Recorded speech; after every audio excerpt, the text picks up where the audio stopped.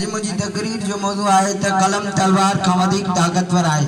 आओ पंहिंजी तकरीर जो आगाज़ इन शेर सां कंदुसि। जितना पखी पैर तित टिमके ॿाहिरी, जितना पखी पैर तित टिमके ॿाहिरी, ॿियो ॿारींदो केरु खावर खे।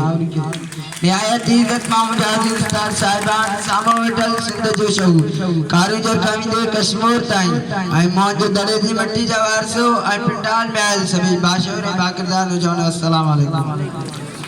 जनाब सदर अज इन स्टेट ते मूंखां पहिरीं मुंहिंजा केतिरा ई दोस्त पंहिंजा जज्बाती जो ॾेखारे विया आहिनि ऐं मां पंहिंजो मौज़ू कलम तलवार खां वधीक ताक़तवर आहे इन में कुशाई कंदुसि।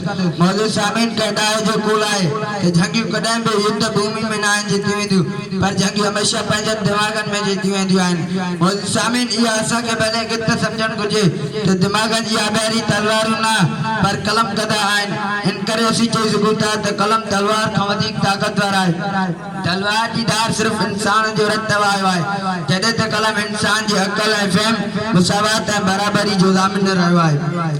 तलवार जी वार इंसान जी तदलील ते रक्स कंदड़ आहे, जॾहिं त कलम इन कायनात जी ख़ूबसूरती ऐं इंसान जी मोहबत ऐं ॾाब ते मज़मून लिखिया आहिनि। इन करे असीं चई सघूं था त कलम तलवार खां वधीक ताक़तवर आहे।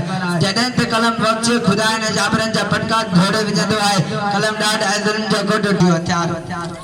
मौजूद सामिन इहा कलम जी ताक़त आहे जंहिं नील आर्मस्ट्रांग खे चंड ताईं पहुचायो ऐं इहा कलम जी ताक़त आहे जंहिं आर्मस्ट्रांग जे दिमाग़ खे 11% अनलॉक कयो। मौजूद सामिन तारीख़ जे वर्कनि में अहिड़ा कई क़िसा रक़म थियल आहिनि जंहिंमें कलम तलवार जी धार खे कैयत पुठियां छॾे पंहिंजी नई तारीख़ रक़म कई आहे। मौजूद सामिन तलवार जी सिर्फ़ हिकिड़ी ज़रूरत आहे त हू तलवार आहे, पर कलम जा अहिड़ा केतिरा ई रूप आहिनि। जेकॾहिं कलम अमर चीजनि जे हथ में अचे त बचड़नि जी तकदीर ठही पवे ऐं जेकॾहिं का शाइर जे हथ में अचे त कौमी नगो ठही पवे। जनाब सदर ऐं जेकॾहिं कलम का शागिर्द जे हथ में अचे त कौम जी तारीख़ ठही पवे ऐं जेकॾहिं का वली जे हथ में दुआ ठही पवे।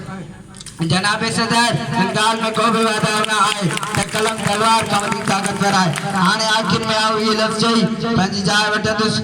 जहां खे ॾियो मुबारकूं असीं फकाईंदा अचूं, जहां खे ॾियो मुबारकूं असीं फकाईंदा अचूं। जो सिज आसमान ते आहे ज़मीन ते जगमगाईंदो, चंड पिण लही क़दम ते सिर झुकाईंदो, ॿाहिरि नेठि मरकंदो असन गीत ॻाईंदो, जन्नत ऐं बिस्त जा नेठि सभई रंग लाहींदो, आसमान खे हेठि ज़मीन ते लाहींदा अचूं। जहां के ॾियो मुबारकूं असीं फकाईंदा अचूं, जहां के ॾियो मुबारकूं असीं